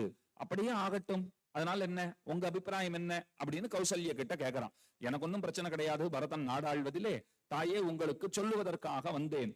அப்ப தாயாரு சொல்றா, ஓ இப்படி ஒரு முடிவு எடுக்கப்பட்டு இருக்கிறதா, பரதன் நாடாள போகிறானா? ராஜா தசரதன் நல்ல முடிவைத்தான் எடுத்திருக்கார். எப்பேற்பட்ட அம்மா பாருங்க. எங்க அம்மா இருந்தா உங்க அம்மா இருந்தா என்ன செய்வாங்க? நம்ம கையை பிடிச்சிட்டு வா, அந்த கிழவனை ஒரு கேள்வி கேட்டு வரலாம், என்ன நினைச்சுக்கிட்டு இருக்கான், அவன் இஷ்டத்துக்கு மாத்திக்கிட்டே இருப்பானா? முதல்ல அவர்தான் முடிவெடுத்தார், நாம போய் கேட்டோமா? என் பிள்ளைக்கு முடிச்சு விட்டுன்னு நான் தான் கேட்டேனா, இல்ல எனக்கு முடிச்சு விட்டுன்னு நீ தான் போய் கேட்டியா? அந்த ஆளா ஒரு முடிவு எடுத்தார். மந்திரிகளை எல்லாம் கூப்பிட்டு கேட்டார், மக்களை எல்லாம் கூப்பிட்டு கேட்டார், தடபுடலா ஏற்பாடெல்லாம் பண்ணிருக்கார். நேத்துக்கு பண்ண வேண்டிய சடங்கெல்லாம் வேற நீ பண்ணிட்டு ராஜா மாதிரி சம்முன்னு உட்காந்துருக்க. பாதி ராஜா நீ ஆயாச்சு, இன்னும் தலையில மகுடம் சூட்டி அந்த அபிஷேக நீர், புனித நீரை உன் தலையில அபிஷேகம் செய்வது ஒன்றுதான் பாக்கி இருக்கிறது. இப்ப போய் அவன் மனம் போறபடிக்கு இந்த மாதிரி முடிவெல்லாம் எடுத்தான்னா சும்மா விட மாட்டான் அந்த ஆளை நானுன்னு சொல்லுவாளா மாட்டாளா? எந்த தாயும் அப்படித்தான் சொல்லுவள். என்ன பிள்ளைகள் அப்படியெல்லாம் விட்டு கொடுத்துருவாளா? ஆனா கௌசல்யா தேவி சொன்ன வார்த்தை பாருங்க, கம்பர் அழகா சொல்றார், முறைமை அன்று என்பது ஒன்று உண்டு, மும்மையின் நிறை குணத்தவன் நின்னிலும் நல்ல நாள். எந்த தாயும் சொல்ல மாட்டா சார், அவ ஒருத்தி தான் சொல்லுவா. ராமனை பார்த்து சொன்னா, பரதன் யார் தெரியுமா ராமா, உன்னை காட்டிலும் நல்லவன். இது ராமனுக்கு எவ்வளவு ஆனந்தம் கொடுத்து, எப்பேற்பட்ட தாய் எப்பேற்பட்ட பிள்ளைன்னு பாருங்க. பிள்ளை போய் சொல்றார் தம்பிக்குத்தான் முடிச்சு விட்டு விழா அப்படின்னு ஆனந்தமா சொல்றார். தாயார் சொல்றா நல்ல முடிவுங்கிறா. இந்த மாதிரி பிள்ளையும் பார்க்க முடியாது, இந்த மாதிரி அம்மாவும் பார்க்க முடியாது. நல்ல முடிவு. ஏன் அப்படின்னா, உன்னை காட்டிலும் பரதன் மிக மிக நல்லவன், குறைவிலன், எந்த குறைவும் அவனிடத்திலே கிடையாது. நால்வருக்கும் மறு இல் அன்பினில் வேற்றுமை மாற்றினாள். கௌசல்யா தேவி எப்படிப்பட்டவள்னா, 4 பேரையும் சமமாக பார்த்தவள். ராமன், பரதன், லக்ஷ்மணன், சத்ருகுணன் சொன்னா, ராமன் எம் பிள்ளை, லக்ஷ்மணனும் சத்ருகுணனும் சுமித்திர பிள்ளை, பரதன் கைகேயி பிள்ளை, அதுதான் சொல்ல மாட்டான். 4 எம் பிள்ளை. அது எப்பேற்பட்ட குணம்னு பாருங்க. அந்த குணம் வாய்க்கப்பெற்ற தாய்மார்கள் பலர் இருக்கிறார்கள், பலர் இருக்கிறார்கள், பலர் இருந்திருக்கிறார்கள், பலர் இருக்கிறார்கள். அது ஒரு தாய்மார்களுக்கே கிடைத்திருக்கிற ஒரு வரப்பிரசாதம்னு வச்சுக்கோங்க. இப்ப காலம் மாறி போச்சு. இங்க இருக்கிற பெரியவர்களுக்கு எல்லாம் தெரியும், எங்களுக்கு எல்லாம் தெரியும். சின்ன வயசுல எல்லாம் பாத்தீங்களான்னா, அக்கம் பக்கத்து வீடுகள்ல எல்லாம் எங்க வேணாலும் போயிடுவோம். வீட்டுல இருக்கிறவங்க சாப்பிட்டோமா இல்லையான்னு கூட பெருசா கவலைப்பட்டுக்கவே மாட்டாங்க. அது எங்கேயாவது சாப்பிட்டு வருவாங்க. எப்படி வீட்டை விட்டு போயிருக்கோம் இல்லையோ, ஏதாவது அக்கம் பக்கத்து வீடுகள்ல எங்கேயாவது அதை சாப்பிட்டுட்டு வேலையை முடிச்சுக்கிட்டு வரும். அக்கம் பக்கத்து வீடுகள்ல நமக்குன்னு தனியா தட்டே வச்சிருப்பா. நம்ம வீட்லயே இன்னைக்கு நமக்கு தட்டு கிடையாதுன்னு வச்சுக்கோங்க. அக்கம் பக்கத்து வீடுகள்ல பார்த்தோம்னா, நாம சாப்பிடுறதுக்குன்னு நமக்கு தட்டு வைத்திருப்பார்கள். அந்த குழந்தை வரும், தோசையை அதுக்கும் 2 போடு, இந்த சப்பாத்தி அதுக்கும் 2 போடு, ஒன்னும் இல்ல, தயிர் சாதத்தை நல்லா உப்பு போட்டு பிசைஞ்சு கலந்து அதுல ஒரு மாவடோ ஒரு ஊறுகாயோ போட்டு பக்கத்து வீட்டுல கொடுப்பாங்க. அது நம்ம வீட்லயும் தான் கொடுப்பாங்க, அத்தனை ருச்சியா இருக்காது. அது அந்த பக்கத்து வீட்டுல சாப்பிடும் போது பார்த்தோம்னா, இந்த மாதிரியே நம்ம அம்மாக்கு செய்ய வரல, இந்த மாதிரியே நம்ம பாட்டிக்கு செய்ய வரலன்னு நமக்கு தோன்றும். உண்மை என்னன்னா, அவங்கள விட சிறப்பா இவங்க சமைப்பாங்க. நம்ம சாப்பிட்டு பழகினதுனால இது என்னமோ ருச்சி இல்லாதது போல தெரியும். ஊதுவத்தி நீங்க வாங்கி பாருங்களேன்.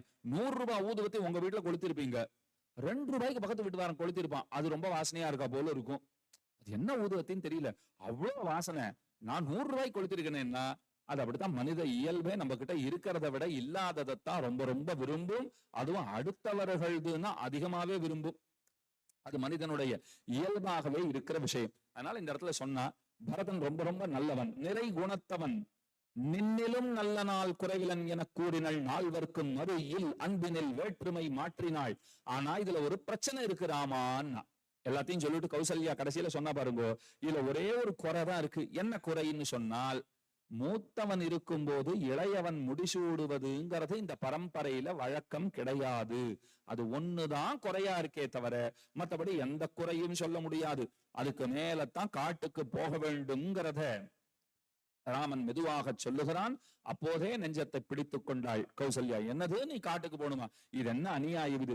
இங்கேயே எங்காவது ஊரை தாண்டி எல்ல பகுதியில ஒரு குடிசை போட்டு இருக்கணும்னு சொல்லியிருந்தா கூட உன்னுடைய முகத்தை பார்த்து நாங்கள் வாழ்ந்திருப்போமே, இது என்ன அநியாயம் என்று கதறுகிறாள். ராமன் சொல்லிட்டார், இல்ல காட்டுக்கு தான் போறேன்னு சொல்லிட்டு தெளிந்த மனத்தனனாக பெருமான் புறப்பட்டான். அதைத்தான் எப்படி சொல்லுவார்கள் அப்படின்னால், அன்றலர்ந்த அப்போதலர்ந்த தாமரையை வென்றதம்மான்னார் கம்பர். காட்டுக்கு போன்னு சொன்ன உடனே ராமன் எப்படி இருந்தான் தெரியுமா? இப்பதான் மலருகிற ஒரு தாமரையை போலே இருந்தானாம் பெருமான். இதிலிருந்து நாம தெரிந்து கொள்ள வேண்டியது என்னன்னு கேட்டால், எந்த சூழ்நிலையிலும் அது எத்தகைய சவால்கள் எதிர் வரினும் அதை ஏற்றுக்கொள்ளுகிற மனப்பக்குவம்ங்கிறது ரொம்ப ரொம்ப முக்கியமானது. அப்போதெல்லாம் அந்த பிரச்சனைகளை பார்த்து நாம சொல்ல வேண்டியது என்னன்னால், பிரச்சனை பெருசுதான், நான் இல்லைன்னு சொல்லல. பிரச்சனையே நீ பெரிய ஆள் தான், நான் இல்லைன்னு சொல்லல. ஆனால் என் உடன் நிற்பவன் உன்னை காட்டிலும் பெரியவன். என் கூட இருக்கிற பெருமாள் இருக்காரே, அவர் உன்னை காட்டிலும் பெரியவர். அவர் இருக்கிறதுனால எனக்கு எந்த கவலையும் இல்லை. அவர் பார்த்து கொள்வார். இந்த நம்பிக்கை நம்மிடத்துல இருக்கிறதுன்னு சொன்னால், சரணாகதி தத்துவத்தினுடைய அடிப்படையே அதுதான். சரணாகதினா என்னன்னா, அவன் பார்த்து கொள்வான். இதுதான் சரணாகதி. நம்ம சரணாகத்தின்னு கேட்டா ரொம்ப பெரிய வார்த்தையா தெரியும். அது ரொம்ப கஷ்டப்பட்டெல்லாம் நீங்க அர்த்தம்லாம் தேடவே வேண்டாம். சரணாகத்தினா என்னன்னா, என்னை பார்த்துக்கணுங்கிற முயற்சியிலே நான் ஈடுபட்டாலும் தோற்று விடுவேன்.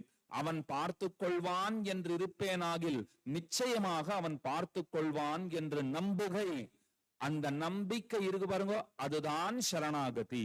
அந்த சரணாகதியைத்தான் ராமாயணம் நமக்கு நன்கு போதிக்கிறது. மேலே பரதன் எவ்வாறு சரணாகதி செய்தான், விபீஷணன் எவ்வாறு சரணாகதி செய்தான், இந்த சரித்திரங்களை எல்லாம் நாளைய தினம் அனுபவிக்க பிராப்தம்.